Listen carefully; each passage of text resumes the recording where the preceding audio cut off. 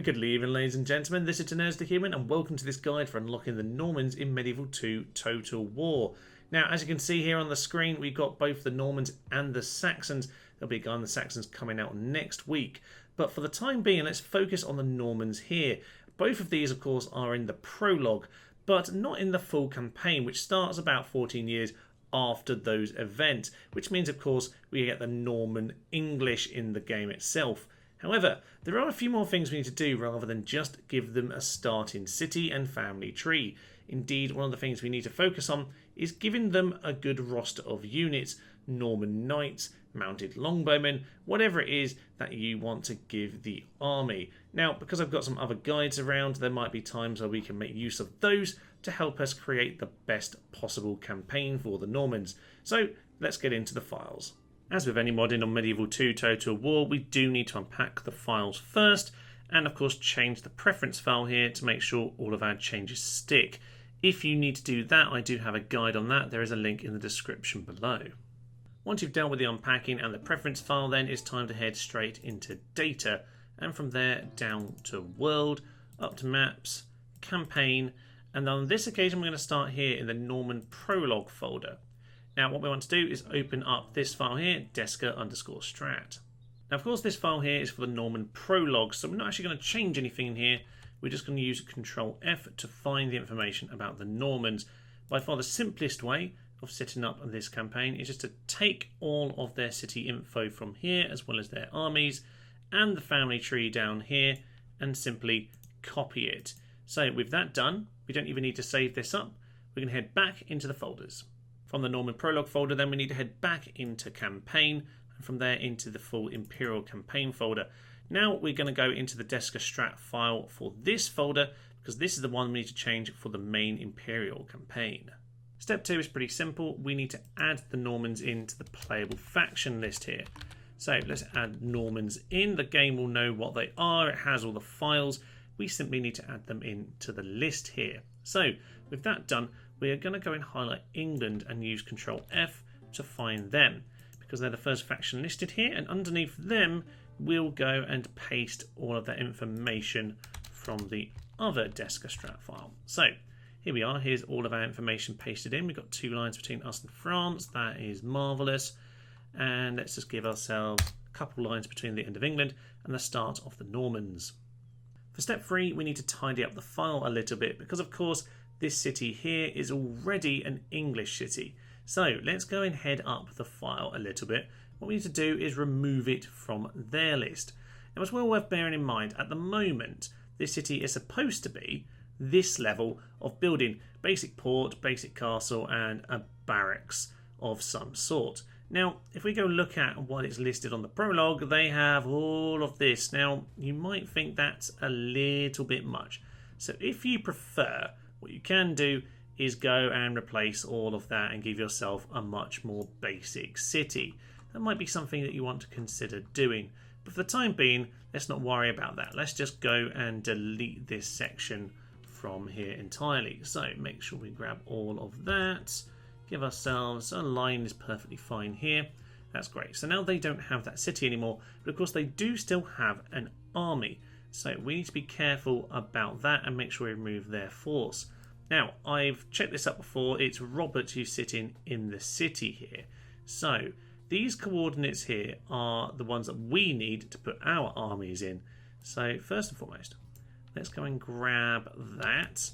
And of course, we can go take those coordinates and give them to whichever armies we want. At the moment, William is kind of floating around in England, so I'll tell you what, we'll give him that particular force instead. He can go and sit on his city. Marvellous.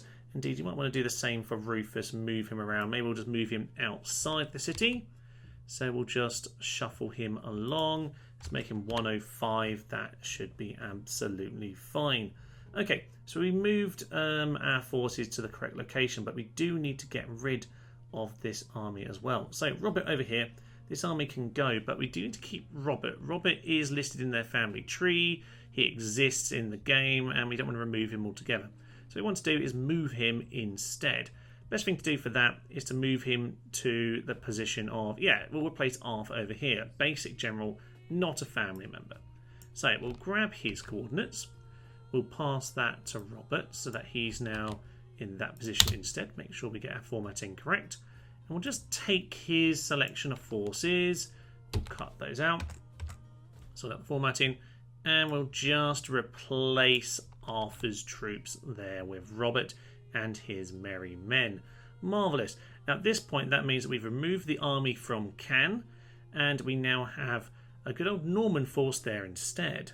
Of course, the other thing to bear in mind is that we have ourselves a huge army here, and whilst that might be okay if you're adding in the Saxons and their huge stack as well, it basically means you could go and conquer half the world right at the start of the game. So you might well want to go and chop down the amount of men over here. You can leave him with a decent force if that's what you want to do. Let's just remove a big chunk of this, and I think I'll do the same with Rufus here. I'll just have him standing outside the city with some mailed knights.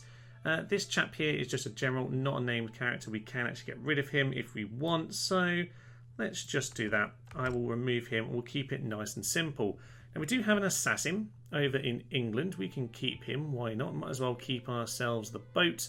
We'll leave the family tree. Best not to muck around with that. We'll look at the family trees in a separate video. They can be just a little bit fiddly. It's why mucking around with the ages can sometimes really confuse the game. I know a few people have had issues with that in the past. Let's just keep it simple here. We've got basic army of William. We've got Rufus standing outside. An assassin over in England. If you want, you can add yourselves things like a spy or a diplomat. Best way, once again, is to head up to England and see if they've got any of these. All of these agents are fully recruitable for the Normans, so if you don't want to put these in, you don't need to. But of course, if you want to simply copy this selection from England, take them down to the Normans and dump them in here, you absolutely can. Bear in mind that the Normans do have the same name selection as the English, so you can just leave these guys in here. If I were to go and dump these in, I'd probably just change around the names a little bit and change the coordinates as well. I'm just going to undo that. I'm not going to bother adding all of those lads in here. I'm just going to keep it nice and simple, but it's easy enough to do if that's what you like. A few final changes just to make sure things are a bit more fairly balanced. You can see here Rufus has 6 experience. It does seem just a little bit too destructive for the start of the game, so we'll change those both down to 1. Likewise, George the Assassin here is on 4. Does not need to be that quite so early in the game. We'll make him Good Assassin 2. You can still lop off a few English heads should he want to. We've already discussed how this castle here is a little bit over the top for the start of the game. So yeah, if you do want to change it around, then yeah, do that earlier on. But more importantly, the King's Purse here is 5,000 currently. So let's just change it around to 1. That's probably a little bit fairer. The King's Purse basically means how much money you just have added to your own treasury each turn. And let's see, it was actually 2,500. Maybe I'm being just a little bit frugal there. Let's look below at the next faction, France 1,500. Okay, let's be fair. Let's give ourselves 1,500 out of our own purse each turn.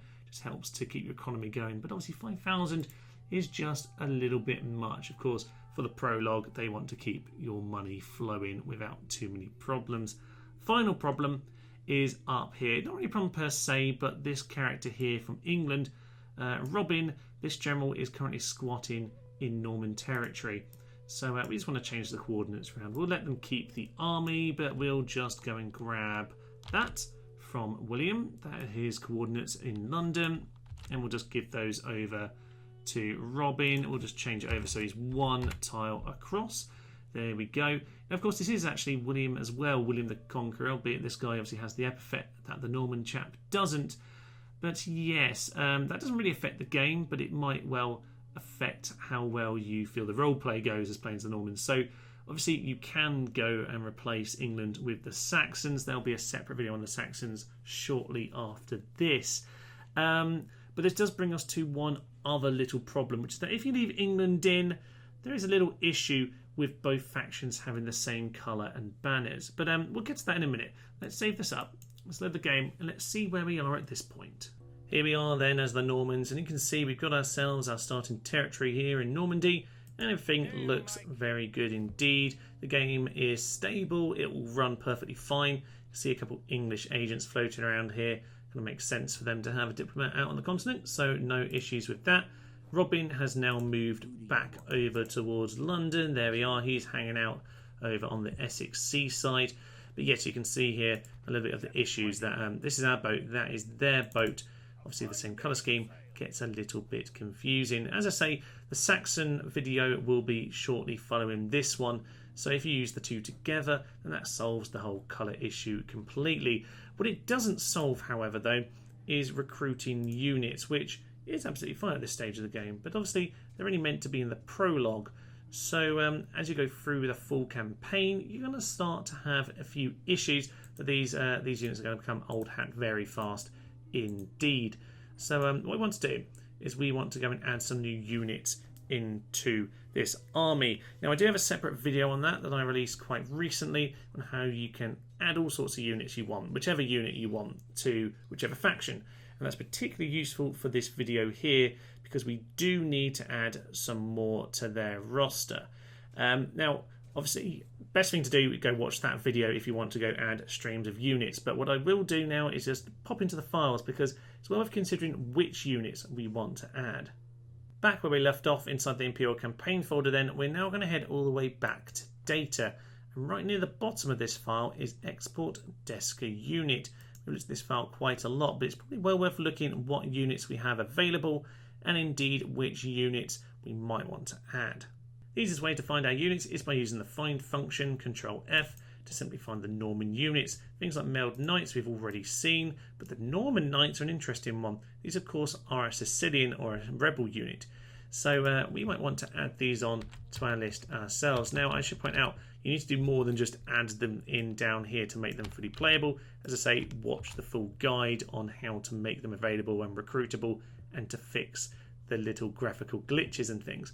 But yeah, the Norman Knights are definitely a unit you would want to be adding, as well as the dismounted Norman Knights, which come along a little bit later in the file. As you can see, these guys are also Sicilian, but not Norman units. Of course, the Normans did go and have little adventures down in Europe as well, which is why these guys appear for the Sicilians.